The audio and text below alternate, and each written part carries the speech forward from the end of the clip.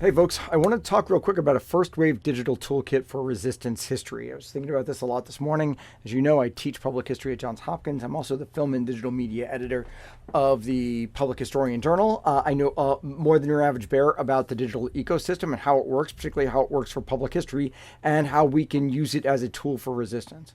And so this is the kind of things that I've been thinking about. And we might do a whole practicum just about this for those of you who are interested. The first one is start where you are. Do not underestimate what you could do from your living room, your car. Whenever the doom scrolling just becomes too much, you're going through blue sky and going, oh my God, I want to shout in all caps at somebody and then go back and delete them later. I don't know anybody who does that. Sometimes the best place to begin is just right where you are. And that's what makes digital engagement. That's what makes this a tool that kills fascists. You can do it wherever you are, a smartphone, a laptop, or whatever digital device you have at hand. Start where you are. Second, understand the platforms. This is part of making sure that in terms of our public history battalions that we're getting our intelligence, but we have to know how these systems work. So spend a little time studying how each social media ecosystem works. And they don't all work the same way. Instagram doesn't work the same way as TikTok. And Blue Sky doesn't work the same way as Threads.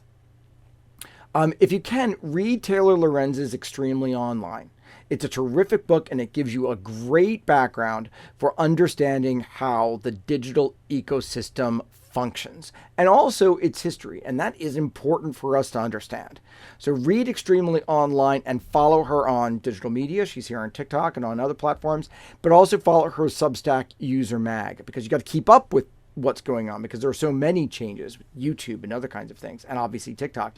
So she'll provide you the bigger picture about how all of this has worked, is working, and will work or not work in the future. But she's a great one to kind of keep up with. She is my go-to person on all of this stuff.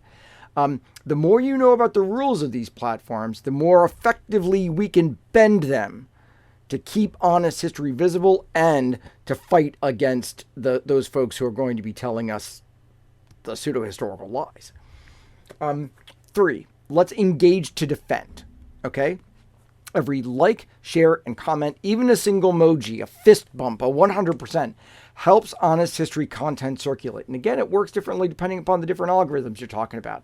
If you create through your FYP on TikTok or through Instagram, a new creator for you, if it's new to you, working on the subjects that are now banned, that are now doing rogue history because it's about anybody who is not a white, Eurocentric, cisgender, we'll keep this clean, historical actor, don't just interact with their latest post. Do that, watch it, get the engagement, do the like, do the share, but also scroll back and engage with older ones. Go back through their catalog, through their previous posts, because you can, in fact, return their stuff to the FYP. So work on that. TikTok's FYP is especially good for repeated engagement. Each extra view or clip helps boost awareness, and in many cases, supports the creator financially. So you really can help them in that kind of way. Then you can also go on the offense. Beyond promoting your favorite historians, favorite creators, favorite museums when they happen to do good stuff that actually fits in with resistance history, challenge those who water down their content to avoid reprisal, to try to appease, to be safe. Ask tough questions in the contents. Point out historical inaccuracies. Blow the whistle when you see propaganda creeping into patriotic posts if they are conforming to the administration, and keep an eye on how they are framing their representation of history. Just because it includes non-white figures does not necessarily make it honest history.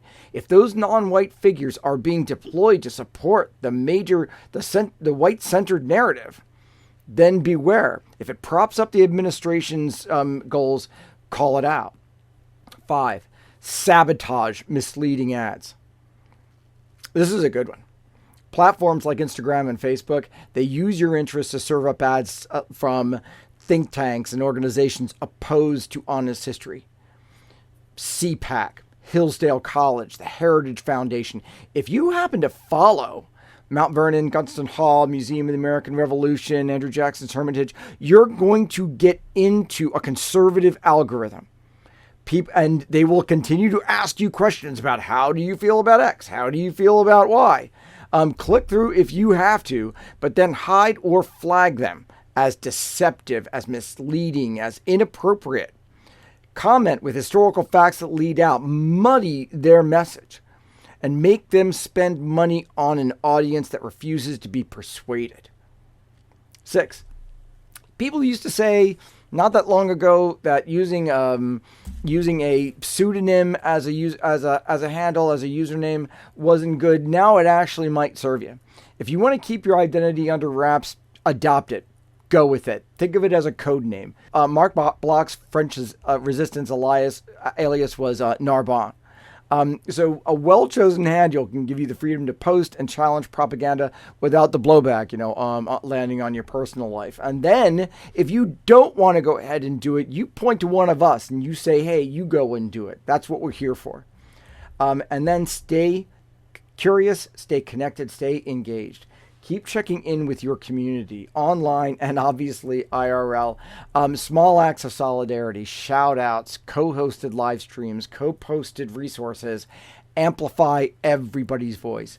Continuing to build your network of mutual support and knowledge, you do more than survive. You're going to help others thrive in this challenging environment. And then also just know the power of persistence. This is just the first wave of this assault. The digital battleground won't be won or lost in a day, in a month. It's not going to be won or lost this year. Keep using these tactics. You adapt them as platforms evolve, and you never assume your efforts are too small to count. Each time you hit the share button, each time you comment, each time that you fact check, each time you flag a problematic ad, you are refusing to let dishonest history, the pseudo history, dominate the public sphere. Again, that is your first wave digital toolkit for resistance history. Use it however you can. And remember, a single comment in the right place can spark a chain reaction, can spark other comments, can make somebody feel like I'm not the only person who thinks this. And that is enough. You multiply that by 1,000 living rooms, by 25,000 on Instagram, by 115,000 on TikTok. Then that's the beginning of organized resistance, digital resistance. One that might just keep honest history afloat when the rest of the tide turns, and it will.